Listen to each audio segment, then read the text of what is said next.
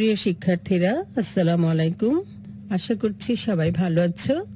আমি ফারজানা খান মজলিস আজ তোমাদের পড়াবো প্রবন্ধ রচনা, দৈনন্দিন জীবনে বিজ্ঞান। রচনা পড়ার আগে আমি রচনা সম্পর্কে তোমাদের সংক্ষেপে বলে দিচ্ছি। রচনা অর্থ সৃষ্টি, নির্মাণ, যেমন গল্প রচনা, উপন্যাস রচনা, কাব্য রচনা, প্রবন্ধ রচনা। যে লেখায় নতুন কিছু পরিস্ফুট হয় তার নাম রচনা। কিন্তু স্কুল কলেজের ছাত্রদের বেলায় একটা বিশেষ অর্থে এই শব্দটি প্রযোজ্য হয়। তখন তার অর্থ এসে বা প্রবন্ধ। ওই ইংরেজি শব্দটির মূলগত অর্থ প্রয়াস, অর্থাৎ প্রকাশ, প্রচেষ্টা। ছাত্রছাত্রীর বেলায় সেই অর্থ একটু বিশিষ্টতর। নিজেদের লেখার চেষ্টা, কোনো বিশেষ বিষয়ে তাদের নিজ নিজ ভাবনা নিজ নিজ ভাষায় প্রকাশ করা। প্রবন্ধ শব্দের অর্থ প্রকৃষ্ট বন্ধন, প্রকৃতপক্ষে ভাব ও ভাষার বন্ধন। ভাষাকে অবলম্বন করে ভাব প্রকাশিত হয়, আর ভাবকেও বহন করেও ভাষা। তাছাড়া ভাব অনুযায়ী ভাষা তার চেহারা ও রূপের পরিবর্তন ঘটায়। ভাব গুরুগম্ভীর হলে ভাষা সে অনুযায়ী গুরুগম্ভীর হয়। ভাব হালকা চটুল হলে ভাষা হয় হালকা চটুল। হাসি, কান্না, ঘৃণা, রাগ যখন যেমন রসাশ্রিত ভাবের প্রকাশ হয়, ভাষাও সেই মতো। ভাব ভাষায় বন্ধন যথাযথ হলে সে রচনা দেহে সাহিত্য গুণের বিকাশ ঘটে। তার সঙ্গে যথোপযুক্ত তথ্য, তত্ত্ব, দৃষ্টান্তের প্রয়োগে বক্তব্য বিষয় সবিস্তারে সাজিয়ে নিলে প্রবন্ধের সুঠাম সংহত অবয়বটি গড়ে ওঠে। কাজেই কোনো মননশীল ভাব কিংবা তথ্য বা তত্ত্ব উপযুক্ত ভাষার মাধ্যমে যুক্তি পরম্পরায় সুসংহতভাবে প্রকাশিত হয়ে শিল্পরূপ লাভ করলে আমরা তাকে বলি প্রবন্ধ। শীষচন্দ্র দাস সাহিত্য সন্দর্শন গ্রন্থে বলেছেন, সাধারণত কল্পনা ও বুদ্ধিবৃত্তিকে আশ্রয় করিয়া লেখক কোনো বিষয়বস্তু সম্বন্ধে যে আত্মসচেতন নাতিদীর্ঘ সাহিত্যরূপ সৃষ্টি করেন তাহাকেই প্রবন্ধ বলা হয়। আর প্রবন্ধ শব্দের আবিধানিক অর্থ হচ্ছে প্রকৃষ্ট রূপে বন্ধন। আর এই বন্ধন কার ভেতরে জানো? এ বন্ধন ভাব ও ভাষার মধ্যে বন্ধন। মনের ভাব ভাষায় উত্তম শব্দের বন্ধনে প্রকাশ করাই প্রবন্ধ রচনার আসল উদ্দেশ্য। আর প্রবন্ধ শব্দটির উৎপত্তি হয়েছে সংস্কৃত থেকে। প্রবন্ধে সাধারণত তিনটি অংশ: 1 ভূমিকা, 2 মূল অংশ, 3 উপসংহার। ভূমিকা প্রবন্ধের প্রারম্ভিক অঙ্গ, প্রস্তাবনা বা ভূমিকা। প্রবন্ধের আলোচ্য বিষয়ের প্রবেশের দরজা। সূচনা পর্বটি খুবই গুরুত্বপূর্ণ। সেজন্য ভূমিকা অংশের উপর মূল বিষয়গত ভাবের প্রতিফলন এমনভাবে হওয়া দরকার যাতে প্রবন্ধের মূল বিষয়ে উত্তরণের দ্বার তো খুলে যাবেই, সেই সঙ্গে বিষয়টি হৃদয়গ্রাহী হয়ে পাঠকের কাছে আকর্ষণীয় হবে। ভূমিকা যাতে অপ্রাসঙ্গিক ও অনাবশ্যক বাকবাহুল্য দোষে দুষ্ট না হয় সেদিকে লক্ষ্য রাখতে হবে। মূল অংশ। ভূমিকার পরে প্রবন্ধের মূল বিষয়ের আলোচনা শুরু হয়। মূল বক্তব্য পরিবেশনের আগে বিষয়টিকে প্রয়োজনীয় সংকেত ভাগ করে নিতে হবে। সংকেত সূত্রের পারস্পর্যতা রক্ষা করে প্রবন্ধের অবয়বকে সুসংহতভাবে গড়ে তুলতে হবে। প্রতিটি সংকেতের কতখানি বিস্তার হবে তার প্রকাশের পূর্ণতার উপর নির্ভরশীল। কাজেই আয়তনগত পরিমাপ নির্দিষ্ট নেই। প্রতিটি সংকেতের উপর প্রয়োজনীয় গুরুত্ব দিয়ে আলোচনা করতে হয়।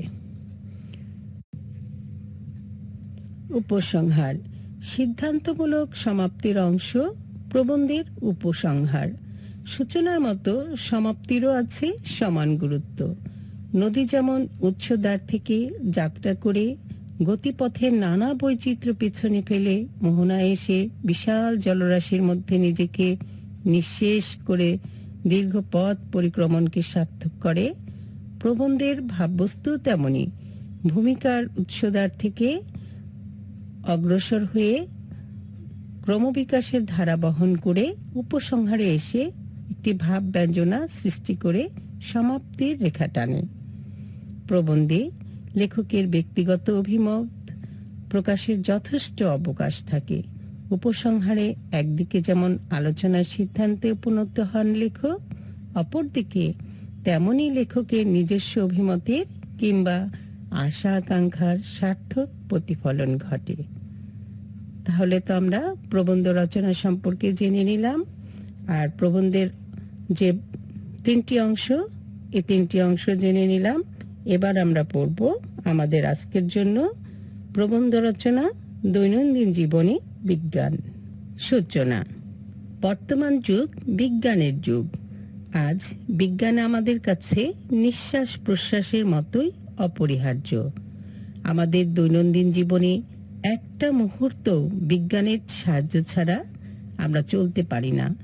এখন যে কোনো ধরনের জীবনযাত্রায় অভ্যস্ত মানুষই বিজ্ঞানের উপর নির্ভরশীল।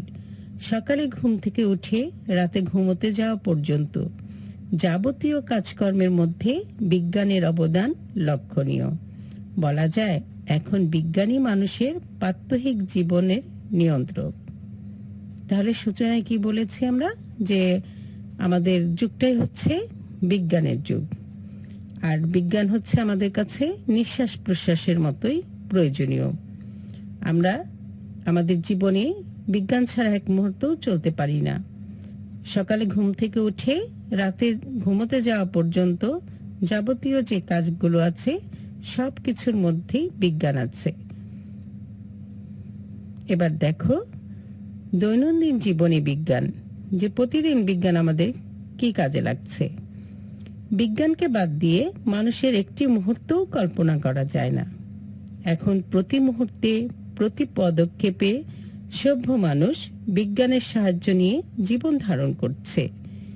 এই যে বসে লিখছি, হাতের কলম ও কালি, লেখার কাগজ, এমনকি বসার জায়গাটিকে পর্যন্ত বিজ্ঞানের প্রভাব রয়েছে।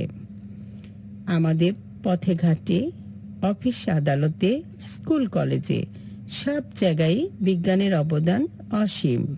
শুধু তাই নয়, আমাদের অন্ন, বস্ত্র, বাসস্থানের এই প্রাথমিক প্রয়োজনটুকু বিজ্ঞান দ্বারা নিয়ন্ত্রিত। আমাদের দৈনন্দিন জীবনের প্রায় প্রতিটি কাজেই আমরা বিজ্ঞানের উপর নির্ভরশীল। তাহলে কি বলা হলো, যে বিজ্ঞানকে বাদ দিয়ে একটি মুহূর্তও কল্পনা করা যাবে না। আমরা প্রতি পদক্ষেপেই বিজ্ঞানকে উপলব্ধি করছি। আমরা আধুনিক যে কলম, কাগজ, কালি দিয়ে লিখি, এটাও বিজ্ঞানের অবদান। আমরা অফিসে, আদালতে, স্কুল কলেজে সব জায়গায় বিজ্ঞান ছাড়াই চলাই যাচ্ছে না।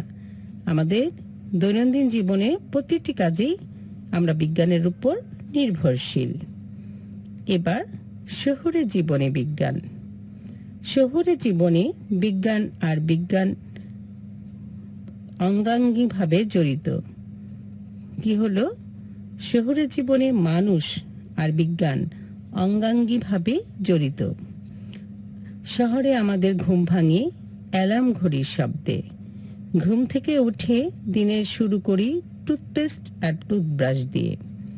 এরপর আছে সংবাদপত্র, তারপরে গ্যাস অথবা হিটার কিংবা স্টোভে তাড়াতাড়ি রান্না করে খাই। রিক্সা, অটোরিক্সা, বাস, ট্রেন বা মোটরসাইকেলে চড়ে কর্মস্থলে পৌঁছাই। সিঁড়ির বদলে লিফটে উঠে অফিস কক্ষে যাই। Telephone, telegram, fax, email, internet ইত্যাদির সাহায্যে দূর দূরান্তে খবর পাঠাই। তাহলে যে আমাদের শহুরে জীবনে মানুষের সাথে বিজ্ঞানের পারস্পরিক সম্পর্কে জড়িত। ঘুম ভাঙে অ্যালার্ম ঘড়ির শব্দে। আর সকাল শুরু হয় কি করে?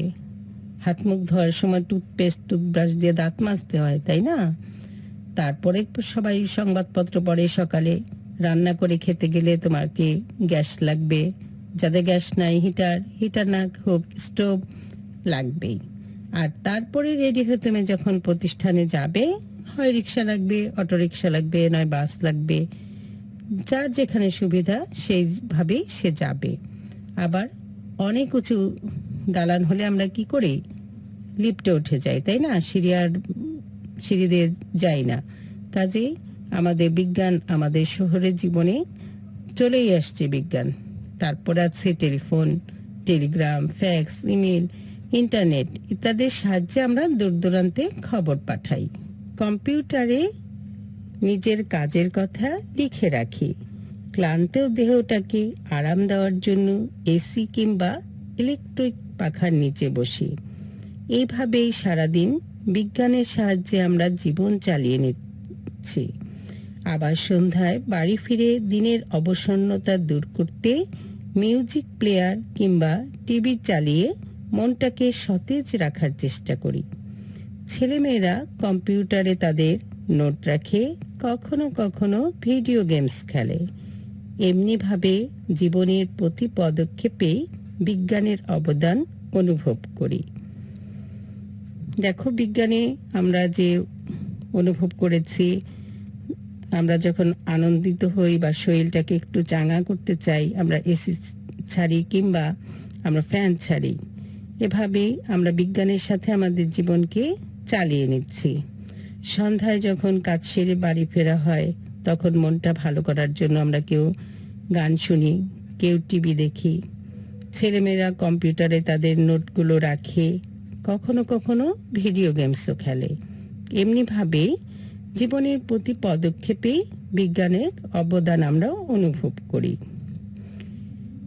এবার গ্রামীণ জীবনে বিজ্ঞান, যে গ্রাম, সে গ্রামে বিজ্ঞান কি করছে? যোগাযোগ ও যাতায়াতের ক্ষেত্রে বিজ্ঞানের বিস্ময়কর অবদানের জন্য মানুষ আজ দূরকে করেছে নিকট প্রতিবেশী। বাস, রিক্সা, ভ্যান, সাইকেল, মোটরসাইকেল সবই এখন গ্রামীণ জীবনের অংশ। ফলে বিজ্ঞান শহর জীবনকে অতিক্রম করে পৌঁছে গেছে গ্রামে। বর্তমানে গ্রাম্য জীবনেও বিজ্ঞানের উপর নির্ভরতা বেড়েই চলেছে। Toothpaste, toothbrush, TV, radio, mobile phone, torch, snow, সাবান, পাউডার, আয়না চিরুনি, রাসায়নিক সার, কীটনাশক দ্রব্য, ট্রাক্টর ইত্যাদি এখন গ্রামীণ মানুষের দৈনন্দিন জীবনের সঙ্গে মিশে গেছে। শহরের মানুষ যেমন নিজেদের জীবনযাত্রাকে সহজ করতে বিজ্ঞানকে নিত্যসঙ্গী করেছে, তেমনি গ্রামের মধ্যবিত্ত উচ্চবিত্ত মানুষের জীবনেও ইলেকট্রিক হিটার, রান্নার gas, pressure cooker, fridge, washing machine ইত্যাদি অপরিহার্য হয়ে উঠেছে। দেখো, গ্রামে আমাদের যোগাযোগ ও যাতায়াতে বিজ্ঞানের অবদান আছে, কারণ অনেক দূরের জায়গাও এখন কাছের হয়ে গেছে। আধুনিক সব সুবিধা গ্রামেও আছে। তারপরে গ্রাম জীবনে বিজ্ঞানের উপর নির্ভরতা বাড়ছে। যে জিনিসগুলো শহরের মানুষ ব্যবহার করে, এখন গ্রামেও সেগুলো পাওয়া যায়, গ্রামের মানুষও ব্যবহার করে। শহরের মানুষ যেমন নিজেদের জীবনযাত্রাকে সহজ করতে বিজ্ঞানের উপর নির্ভর বেশি হয়ে যাচ্ছে, তেমনি গ্রামের মধ্যবিত্ত উচ্চবিত্ত মানুষেরাও আধুনিক উপকরণ ব্যবহার করে তাদের জীবনকেও তারা শহরের জীবনের মতোই করে নিয়েছে। বিজ্ঞানের কাছে সবাই ঋণী। এতক্ষণ তো আমরা বিজ্ঞানের জয় জয়কার পড়েছি। এখন দেখো বিজ্ঞান আমাদের কি কি অপকার করছে। দৈনন্দিন জীবনে বিজ্ঞানের প্রভাবের অপকারিতা। দৈনন্দিন জীবনে বিজ্ঞানের উপর অতিমাত্রায় নির্ভরতা মানুষের অনেক ক্ষতি করেছে। যন্ত্রের উপর অতিরিক্ত নির্ভর করতে গিয়ে মানুষ পরিশ্রম বিমুখ হয়ে উঠছে। মানসিক পরিশ্রমের তুলনায় শারীরিক পরিশ্রম কম করছে, ফলে নানা জটিল রোগে আক্রান্ত হচ্ছে। মানসিক ভারসাম্য নষ্ট হচ্ছে। সবচেয়ে বড় কথা, মানুষের জীবনে কৃত্রিমতা ঘনীভূত হয়েছে। মানুষের স্নেহ, মায়া, মমতার মতো সদ্গুণগুলো হারিয়ে যাচ্ছে, মানুষে মানুষে বিভেদ বাড়ছে, বিজ্ঞান নির্ভর যন্ত্রশক্তির উপর অন্ধ আস্থা স্থাপন করতে গিয়ে মানুষ যান্ত্রিক হয়ে উঠছে। হলো যে দেখো, অপকারিতা বলতে বুঝিয়েছে যে আগে যে মানুষ তার শ্রম দিত, শ্রম দেওয়াতে কি হতো, তার শারীরিক ব্যায়াম হয়ে যেত, পরিশ্রম তাকে করতে হতো, শরীর সুস্থ থাকতো। এখন মানুষ কিছুটা ফাঁকিবাজ হয়ে গেছে, তারা মানসিক শ্রম দিচ্ছে কিন্তু শারীরিক শ্রম দিচ্ছে না, ফলে নানা রকম অসুখ হচ্ছে, মানসিক ভারসাম্য হারিয়ে যাচ্ছে, আর মানুষের জীবনে কৃত্রিমতা বেড়ে যাচ্ছে।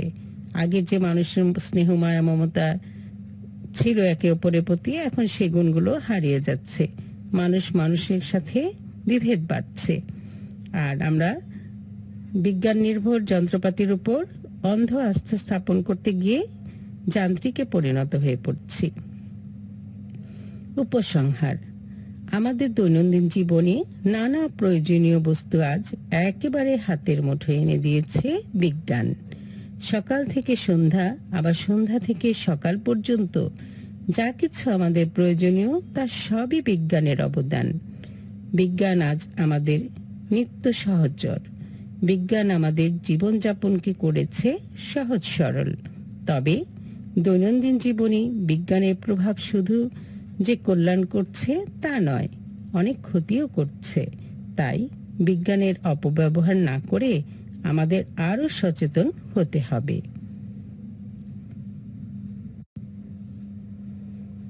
ভালোর পাশে মন্দের উপস্থিতি আলো আধারের মতো লুকোচুরি খেলবেই।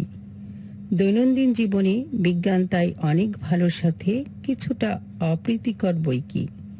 পানি ও বাতাসকে বাদ দিলে যেমন জীবনের কাজকর্ম স্তব্ধ হয়ে যায়, তেমনি বিজ্ঞানকে বাদ দিলেও সভ্য জগৎ প্রাণহীন ও স্পন্দনহীন হয়ে পড়বে।